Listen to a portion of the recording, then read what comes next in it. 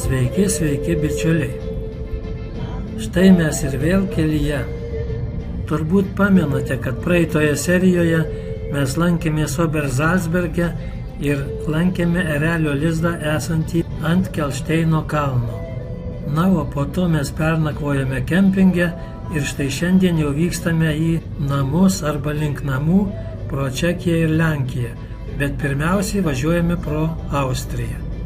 Austrijoje mes sustojame tik vienoje vietoje, Zalcburge, ir tai ne pačiame centre, ten pavalgėme pietus ir važiavome toliau.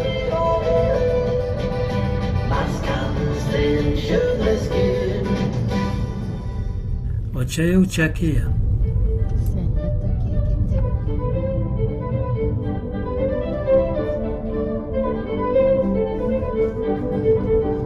Čekiją taip pat mes kirtome iš pietų į šiaurę ir važiuodami sprendėme klausimą, ką dar galėtume aplankyti, nes dar turime porą dienų iki grįžimo namo. Galvojome, ką pasirinkti, ar Velyčkų druskų kasyklas, ar Aušvico koncentracijos stovyklą. Na ir visgi prisiminėme, kad pernai lankėme Štuthofo koncentracijos stovyklą, todėl pasirinkome važiuoti į Velyčkos druskų kasyklą. Važiuodami per Čekiją pravažiavome keletą Čekijos miestelių ir bevažiuodami dar nutarėme užsukti į vietą Šiaurės Čekijoje, kur yra ilgiausias pasaulyje pėsčiųjų kabantis tiltas Sky Bridge. Kaip tarėme, taip ir padarėme. Kylam į viršų, į kalną. Čia slidžių trasos. Čekijos kalniukai. Čia va tokių įdomių žaidimukų yra. Ne žaidimukų, bet informacijos. Čia kitas pažintinis stendas – grybai. Lietuviški grybai čia auga. Be lietuvių nei žingsnėje. Štai kokie geniai veisiasi Čekijoje. Dideli mutantai. Na ir ką, mes čia atvažiavome. Sky Bridge uždarytas, kasos nedirba, keltuvai nedirba. Paklausime, sako, sezono pradžia dirba tik tai savaitgaliais. Todėl nieko nelaukę tą pačią dieną mes atvykome į Velyčkas. Ir čia įsikūrėme. Einam, Genut. Bilietus į kasyklas mes gavome tik rytdienai, todėl išėjome pasivaikščioti po miestelį.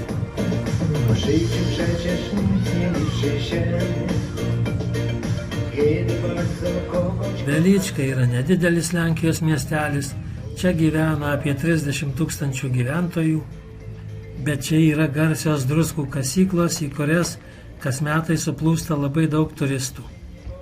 Ir aš su savo buvusiais bendradarbiais šiuose druskų kasyklose buvau 1998 metais, todėl bus įdomu palyginti, kuo skiriasi tada ir dabar. Na, o čia mes dabar vaikštinėjame po parką, esantį šalia įėjimo į šachtas, kur eksponuojami įvairūs technikos eksponatai, kurie buvo naudojami darbui šachtose, kad išgauti druską.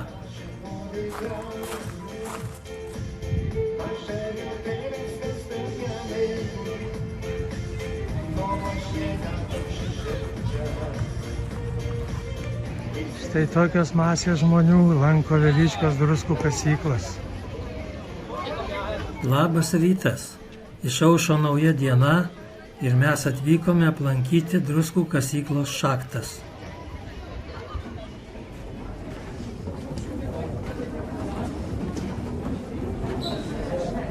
Ir štai laiptais mes leidžiame žemyn į šachtas.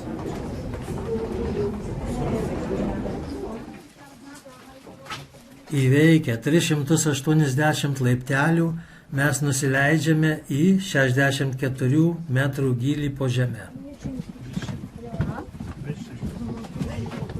Šiuose druskų kasyklose yra ne vienas maršrutas, jų yra keletas, bet pagrindiniai yra 2 maršrutai. Vienas standartinis, kurį mes pasirinkome, jis yra lengvesnis ir geriau apšviestas, o kitas yra kalnakasių maršrutas, kuris yra skirtas labiau patyrusiems ir su specialia apranga. Gidė čia aiškina, kad druskų klodai čia atsirado prieš 13,5 milijono metų ir kad čia matome pirmuosius druskų kasėjus ir jų įrankius. O čia matome pastatytas rąstų atramas, kad apsaugotų nuo įgriuvimo.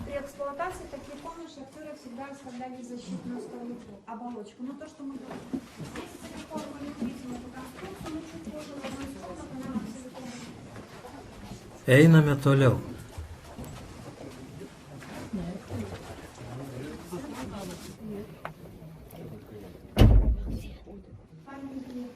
O čia priėjome Lenkų astronomo Mikalojaus Koperniko skulptūrą. Mikalojus Kopernikas gyveno 15–16 amžiuje ir įrodė, kad ne Saulė sukasi aplink Žemę, o Žemė sukasi aplink Saulę.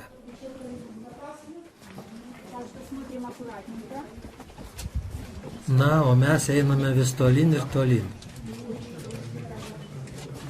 Šis standartinis maršrutas, kuriuo mes einame, yra 3 km ilgio.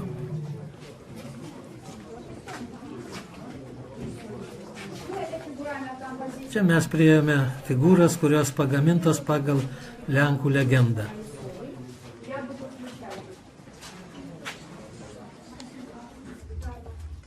Beeidami matėme keletą uždarytų atšakų, kurios galbūt buvo kitų maršrutų atšakos. Praeidami žmonės vis glosto sienas ir laižo pirštus, norėdami įsitikinti, kad čia tikrai druskos, o ne pipirų ar kitų prieskonių kasykla. Bet gidė sakė, kad geriau to nedaryti, nes šioje druskų kasykloje per metus apsilanko daugiau nei 1 milijonas žmonių ir visos sienos jau pilnai nulaižytos. Na, o mes judame tolyn.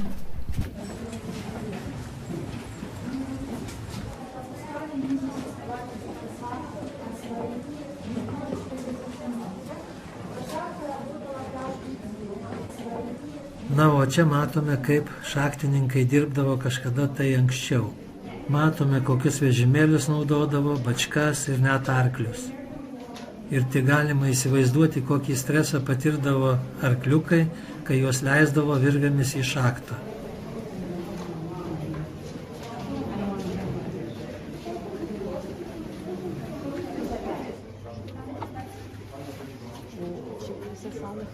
Dabar mūsų gidė pasakoja ir mūsų pažindina su druskos kasyba nuo 13 amžiaus. Aišku, jūs nieko negirdite, bet mes girdime visą jos pasakojimą savo ausinėse. Todėl aš galiu patvirtinti, kad ji pasakoja labai įdomiai. Ir didelė dalis ekskursijos įdomumo priklauso nuo gido kvalifikacijos.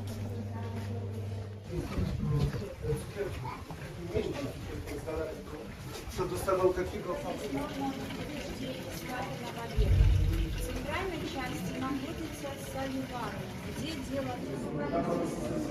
Šis standartinis maršrutas yra sausas, guminių batų nereikia, oro temperatūra nuo 14 iki 16 laipsnių, todėl visiškai nešalta.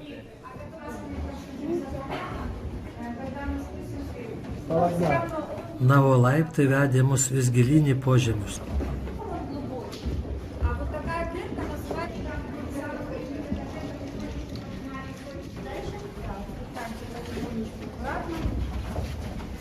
Будет отравление, чем живут. Na, o čia buvo veikiantis maketas, vaizduojantis, kaip šachtininkai gelbėdavo šachtą nuo užtvindimo ir semdavo vandenį. Mūsų gidė perspėjo nelaižyti šios šlapios grandinės, nes trida garantuota. Nežinau, gal gidė juokavo, bet nemačiau, kad mūsiškai būtų ką nors laižę po šito perspėjimo.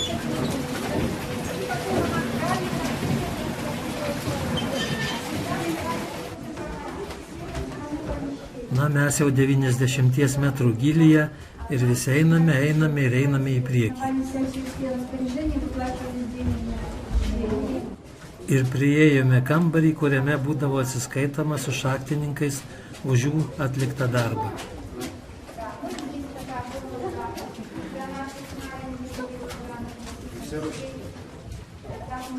O čia išmaketuota, kaip dirbdavo šachtininkai XIX amžiaus pradžioje.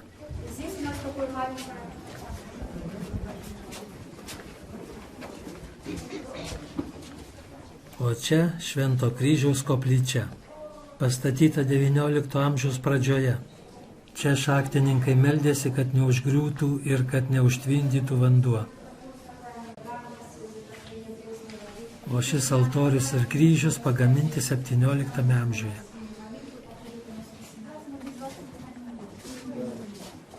O šie koridoriai veda į gydomąsias erdves, sanatorijas, speleoterapiją, kur druskų gydomosios savybės išnaudojamos žmogaus gydymui.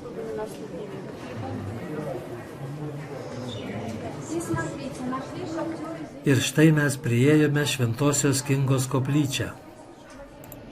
Ši koplyčia yra garsiausia, įspūdingiausia ir įsimintiniausia visoje druskų kasykloje. Lipame žemyn, apžiūrėsime iš arčiau. Šventosios Kingos koplyčia buvo kuriama nuo 896 iki 914 metų. Ši koplyčia buvo viena iš pagrindinių priežasčių, kodėl druskų kasyklos buvo įtrauktas į UNESCO paveldo sąrašą.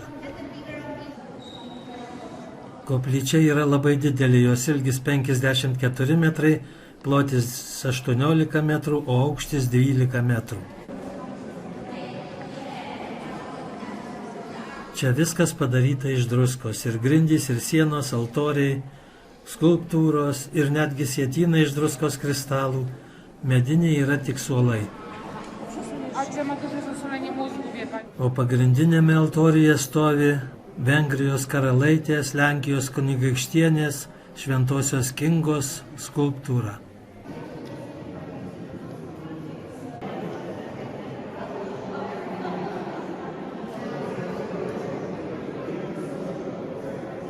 Tikrai tai labai įspūdinga koplyčia.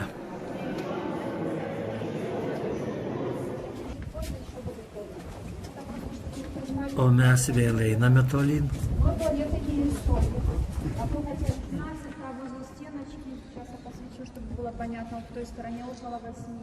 Mes ir vėl laiptais leidome žemyn į didelę erdvę, kurioje yra požeminis ežeras.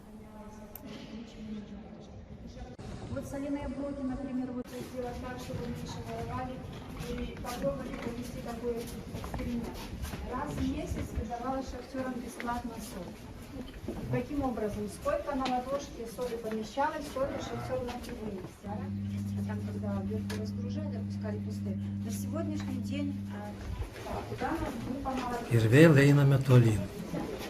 Čia būna požeminių sankryžų, todėl reikia žinoti, kur pasukti.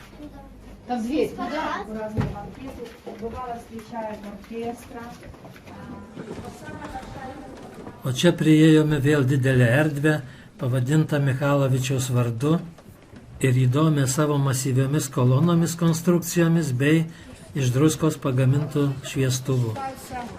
Жемчужина нашего маршрута, по которому мы идем, почему жемчужина? Ну, жемчужина заключается в таких необычных массивных конструкциях. Видите такие конструкции?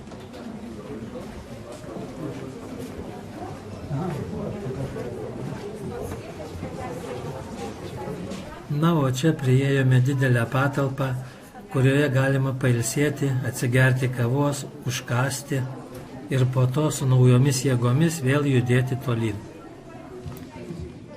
Mes taip ir padarėme.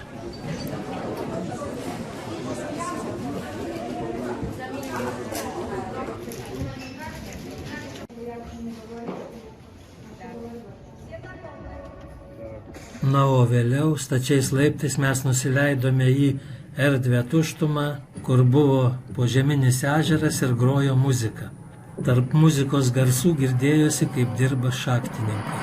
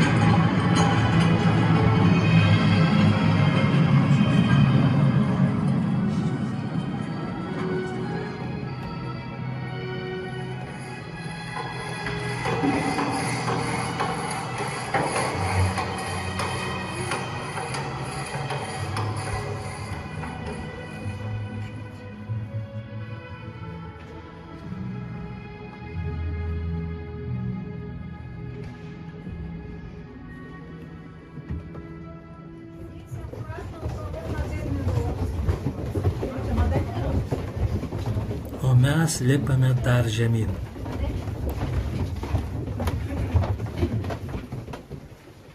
Ir štai mes priėjome Jozefo Pilsudskio skulptūrą, čia stovinčią nuo 1935 metų.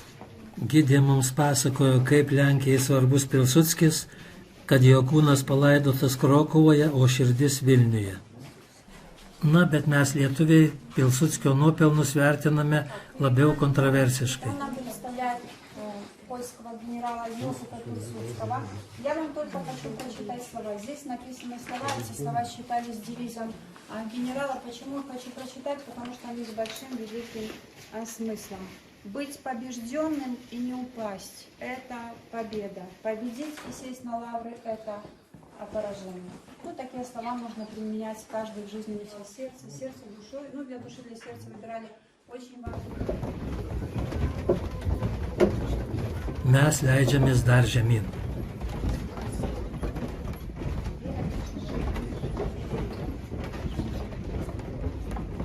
Šių Veličkos druskų kasyklų gylis iš viso yra 327 metrai, tačiau turistams šie gilesni lygiai nėra atviri. Šio standartinio maršruto, kuriuo mes dabar einame, gylis sieks iki 135 metrų gylio. O dabar mes priėjome kitą požeminį ežerą. Tai Jozefo Pilsudskio vardo ežeras kartu su užtvindytu urvu.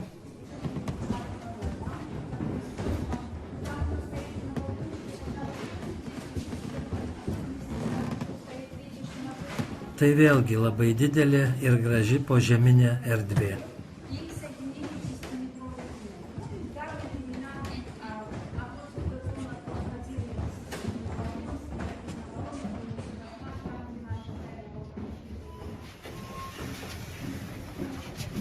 Ir štai mes artėjame prie finišo. Šiais druskų kasyklų požemiais mes nuėjom 3 kilometrus, sugaišome beveik 3 valandas, nusileidome 800 laiptelių žemyn ir atsidūrėme štai šioje salėje, kuri yra žemiausiame mūsų maršruto taške, tai yra 135 metrai gylyje. Šis požeminis pasivaikščiojimas mums labai patiko. Manau, kad peržiūrėję mūsų šį filmuką, dauguma iš jūsų taip pat norėsite čia pabūti, o jeigu jūs jau esate čia buvę, bus jums malonu prisiminti. Na, o aš pradžioje filmuko buvau minėjęs, kad man čia teko būti prieš 28 metus, Todėl palyginimui galiu pasakyti, kad dabar eksponatų yra šiek tiek daugiau, bet visi praėjimai, visi tuneliai yra daug geriau apšviesti. Na, o mūsų gidė čia mūsų atsisveikina, bet prieš tai parodo, kaip mums išeiti iki liftų, kad pasikelti į viršų.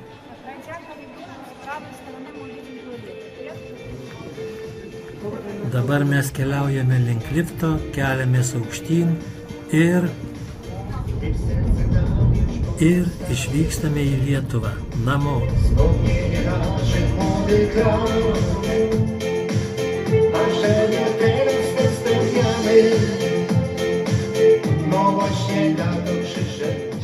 O štai ir Lietuva. Lietuva.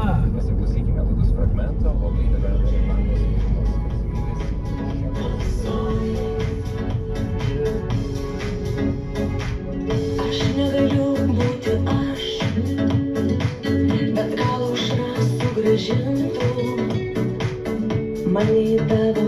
Mūsų 10 dienų kelionė jau baigėsi, mes sugrįžome į tą pačią vietą, iš kurios išvykome, tai yra į Seirijus.